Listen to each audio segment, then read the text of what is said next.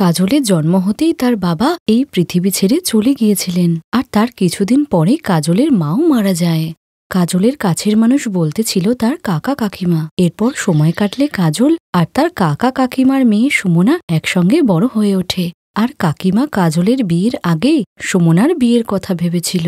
যদিও কাজলের থেকে সুমনা 2 বছরের ছোট ছিল, তবুও নিজের সন্তান যে নিজেরই হয় তা কাকিমা তার ব্যবহারেই বুঝিয়ে দিয়েছিল। কাকিমা, ঘর সাজানোর ওই দাদাটা এসেছে। বলছি, শুনছো? ওই গায়ে হলুদের অনুষ্ঠানের জন্য ওই ছেলেটা এসেছে সাজাতে। উঠোনেই সাজিয়ে দিতে বলি। গায়ে হলুদের অনুষ্ঠানে তো অনেক লোক আসবে, তো উঠোনে জায়গা অনেকটা বেশি আছে, সবাই আরাম করে বসতে পারবে। সন্ধেবেলাতে আবার তাড়াতাড়ি বিয়ে বাড়ি যেতে হবে, তো উঠোনে সাজিয়ে নেওয়াটাই ঠিক হবে। আর তাছাড়া সুমনার শ্বশুরবাড়ির লোকেরাও তো আসবেই অনুষ্ঠানে। মা, তুমি সবকিছু দেখে নিয়েছো তো? আরে মা, তুই চিন্তা করিস না, সব হয়ে গেছে। এই কাজল, সুমনার শ্বশুরবাড়ির লোক এক্ষুনি চলে আসবে। সবার জন্য ভালো করে খাবারের আয়োজন কর, আপ্যায়নে যেন কোনো রকম ত্রুটি না থাকে। আমি চা বসিয়েছি। আরে কলাবতী, তুমি এই 2 দিনের জন্য তো রান্না করার জন্য কাউকে রাখতে পারতে। সারাদিন যদি ও কাজ করে, বেচারি কখন গায়ে হলুদের জন্য তৈরি হবে? তুমি চুপ করো তো, ও কি করতে সাজবে? বাড়ির 1000টা কাজ কে করবে? তবে তুমি যাও, ওদিকে যাও, গিয়ে দেখো একটু কাজকর্ম সব। এরপর কাজলের কাকা কাকিমা গায়ে হলুদের অনুষ্ঠানে তোড়জোড় করে। গায়ে হলুদের অনুষ্ঠানে বাড়িটা ভালো করে সাজানো হয়েছিল, সবাই সুন্দর সুন্দর কাপড় পরেছিল, ঢোল বাজতে শুরু করলো, আর গায়ে হলুদের অনুষ্ঠানও শুরু হলো। কাকিমা মা সুমনার জন্য এই সাজের জিনিসগুলো পাঠিয়েছে। হ্যাঁ হ্যাঁ মা, একদম ঠিক আছে। বলছি মাকে বলো আমরা সময় মতো বিয়ে বাড়ি চলে যাব, তোমরাও বরকে নিয়ে চলে এসো, কেমন? আন্টি, চিন্তা নেই, সুমনার থেকে বেশি তারা বিজয়ের ওকে বউ করে নেওয়ার। ছেলের জামাইবাবুর এই কথা শুনে সবাই জোরে জোরে হাসতে শুরু করে। কাজল সবাইকে চা দিচ্ছিল, কিন্তু হঠাৎই ভিড়ের মধ্যে সুমনার ননদের শাড়িতে 1 কাপ চা উল্টে যায়। ও নো! কাকিমা, তোমার কাজের মেয়েটা আমার লেহেঙ্গাটাই পুরো নষ্ট করে দিল। স্টুপিড একটা! এটা আমার 50,000 টাকার লেহেঙ্গা। ক্ষমা করবেন দিদি, বুঝতে পারিনি। ওই জামাইবাবুর পা। একটা কাজের মেয়ে হয়ে আমাদেরকে দিদি আর জামাইবাবু বলছো? ননসেন্স! আমি কাজের লোক নই। কাজল, ওরা পাত্রপক্ষ, ওদের সঙ্গে তর্ক করতে যাস না তুই। ওদের খেয়াল রাখা আমাদের কর্তব্য। যা, রান্নাঘরে যা। কিছু মনে করো না মা, আসলে ও একটু এরকম হাবাগোবাই। আমার বড় যা আর বড়দার মেয়ে। নিজেরা তো মরে গেল, কিন্তু এই মেয়েটাকে আমার গলায় ঝুলিয়ে রেখে চলে গেল। ও একটা অশিক্ষিত মেয়ে। কোনো ব্যাপার নয় আন্টি, ড্রাই ক্লিন হয়ে যাবে। এখন অনুষ্ঠানটা এনজয় করা যাক।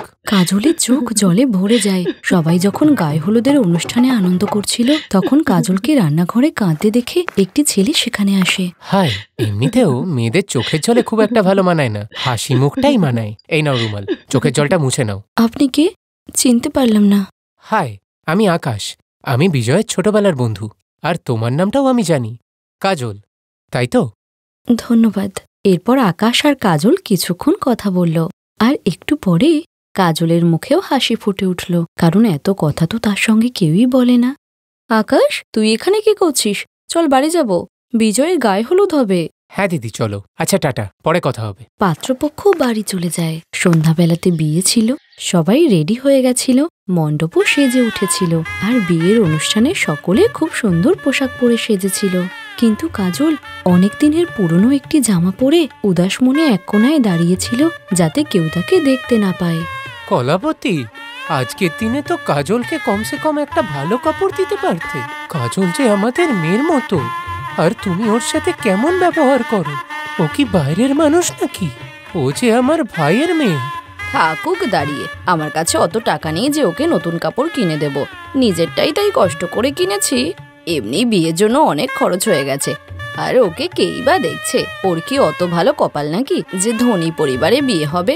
ওই একটা গরিব মানুষকে দেখে ওর বিয়ে দিয়ে দেব।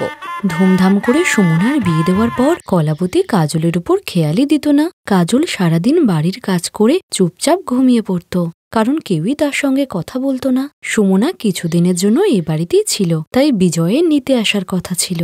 একদিন সকালবেলা যখন কাজল ঘর পরিষ্কার করছিল, তখন বিজয়ের বন্ধু তার বাবা মা আর বিজয়কে নিয়ে সেখানে আসে। মা, বাবা, আকাশ কাজলকে বিয়ে করতে চায়। ও গায়ে হলুদের অনুষ্ঠান থেকে ফিরেই আমাকে এই কথাটা বলেছিল। আমি ভাবলাম একবার বিয়েটা হয়ে যাক, তারপরেই না হয় কথা বলবো। কাজলের সঙ্গে বিয়ে? হ্যাঁ আন্টি, কাজলকে আমার খুব পছন্দ। আমি ওকে বিয়ে করতে চাই।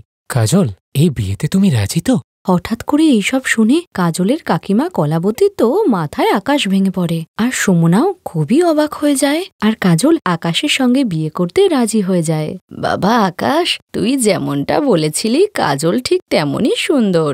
এই যে আমাদের ভাগ্য যে কাজল আপনাদের বাড়ির বউ হতে চলেছে। না না, এই যে আমাদের সৌভাগ্য।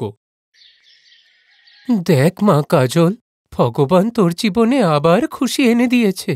ছোটবেলায় মা বাবাকে হারালি, এত কষ্ট পেলি, আমিও তোর জন্য কিচ্ছু করতে পারলাম না, কিন্তু আজ আমি তোর জন্য খুব খুশি রে মা। কাকা, এই বলে কাজল তার কাকাকে জড়িয়ে ধরে কাঁদতে শুরু করে। আর কিছুদিন পর কাজল আর আকাশের গায়ে হলুদের দিন আসে। আর অনুষ্ঠানের দিন সকালে কাজলের শ্বশুরবাড়ি থেকে অনেক অতিথি আসে। কাকিমা, আমার ছোট যাকে কি সুন্দর লাগছে, সবাই ওর গায়ে হলুদ দাও যাতে ও আরো সুন্দর হয়ে ওঠে। হ্যাঁ হ্যাঁ, শ্বশুরবাড়ির লোকেদের এত ভালোবাসা দেখে কাজলের চোখে জল চলে আসে। কাজলের গায়ে হলুদের অনুষ্ঠানে সবাই নাচ গান করে খুবই আনন্দ করে। শুধু মুখ ফুলিয়ে দাঁড়িয়েছিল কাজলের কাকিমা আর দিদি, কারণ তারা বিশ্বাসই করে উঠতে পারছে না যে কাজল এত সৌভাগ্যবতী আর তার বিয়ের অনুষ্ঠান এত ধুমধাম করে হচ্ছে। আর কাজলের কাকিমার বাজে স্বভাবের কথা জেনে বিয়ের সমস্ত অনুষ্ঠানের দায়িত্ব কাজলের শ্বশুরবাড়ির লোকেই করেছিল, কারণ তারা জানতো কলাবতী বিয়ের কোনো অনুষ্ঠানই সঠিকভাবে করবে না। কাজলের জীবনে নতুন খুশি আসে, আর ধুমধাম করে গায়ে হলুদের অনুষ্ঠানের পর আকাশের সঙ্গে বিয়ে করে শুরু হয় কাজলের নতুন জীবন।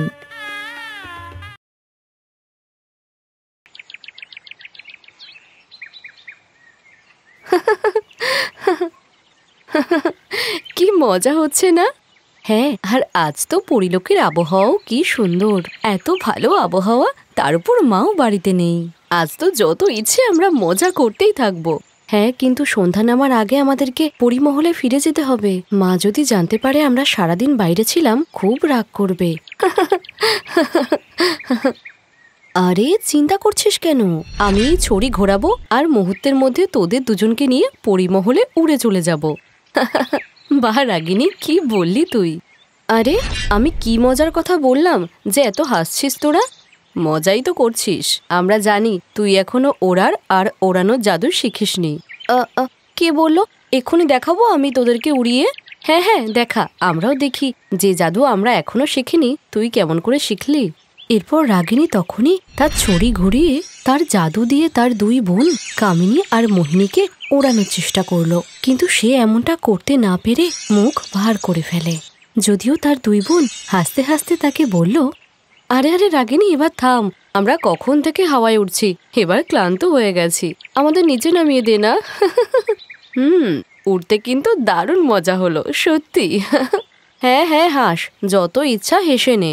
দেখিস তোরা, আমি মায়ের থেকে একবারই জাদুটা শিখে নিই, তারপর তোদের দুজনকে হাওয়াতে উড়িয়ে আকাশে টাঙিয়ে দেব।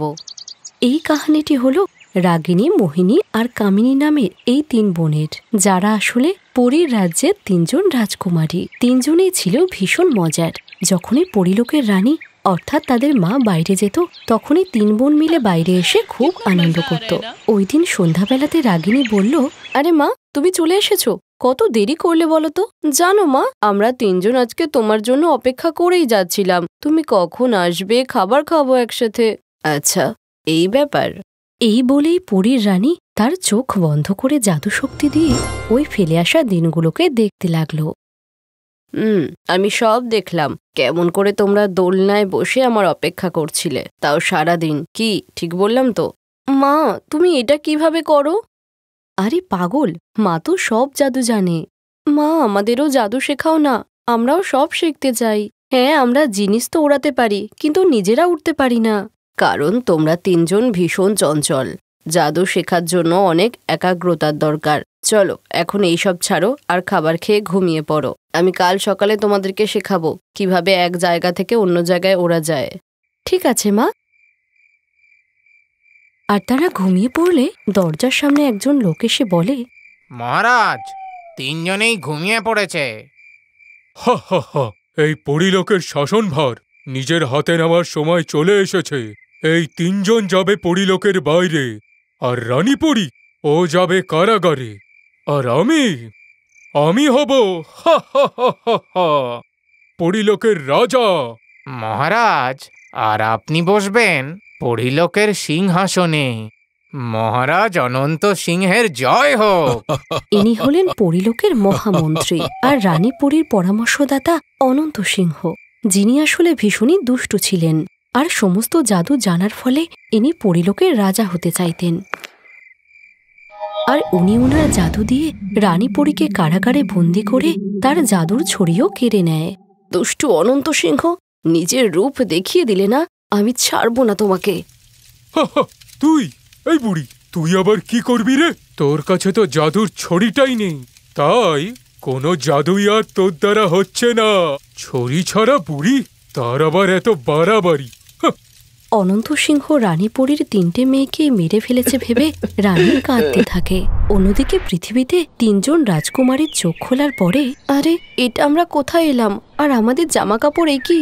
মা কোথায়? আর আমাদের পরিমহল? মনে হচ্ছে এটা পৃথিবী। মা আমাকে পৃথিবীর ব্যাপারে বলেছিল, কিন্তু আমরা এখানে এলাম কিভাবে? আর এখন ফিরে কিভাবে যাব? চলো কাউকে খুঁজে সাহায্য চাই। অনন্ত সিংহের জাদুতে 3জন রাজকুমারীর পোশাকই অতি সাধারণ হয়ে গিয়েছিল। তারপর একটা কুঁড়ে ঘরের সামনে দাঁড়িয়ে রাগিনী বলল, কেউ আছেন? আমি আছি, কিন্তু তুমি কে মা?